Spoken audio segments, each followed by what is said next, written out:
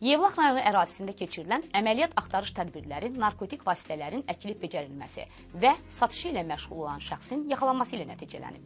İndi 11 ədəd çətənək yolu becərən və 60 qram qurudulmuş marihuana saxlayan Qaraməmmədli kənd sakini Bakir Sariyevi ikinci dəfə həbs cəzası gözləyir.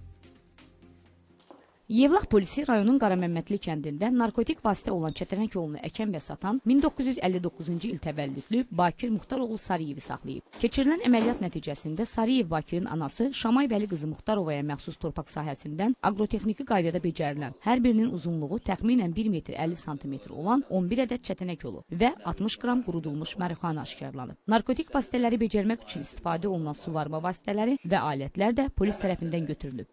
Bakirin aqrotexniki qaydada qulluq etməkdə istifadə etdiyi alətlərlə birlikdə 11 ədəd çətənək yolu və qurudulmuş halda aşkar edilmiş təxminən 60 qrama yaxın marihuana bitkisi Muxtarov Bakir ilə birlikdə Yevlax rayon polis şöbəsinə gətirilərək onun barəsində toplanmış material Yevlax rayon polis şöbəsinin istintaq bölməsinə təhvil verilmiş və bu istiqamətdə araşdırmalar davam etdirilir. Saxlanılan şəxs bu işlə 2000-ci ildə məşğul olduğunu deyir. O, 2009-cu ilin sentyabrında Yevlax polisinin keçirdiyi əməliyyat tədbirləri zamanı evində narkotik vasitəni satarkən yaxalanıb və 4 il müddətinə azadlıqdan mərhum edilib. Həbsdən çıxdıqdan sonra yenidən narkotik vasitələr əkib becərib. Kənddən qıraqda Qarabağ kanalı var, onun böyründə yol vardı, qalmışdıq. Həmən kanalın qırağında qalmışdıq vardı, orada eləmişdik. Böyle kanaldı, balaca kanaldı, kanalın üstündə qalmışdıq, qalmışın yanında.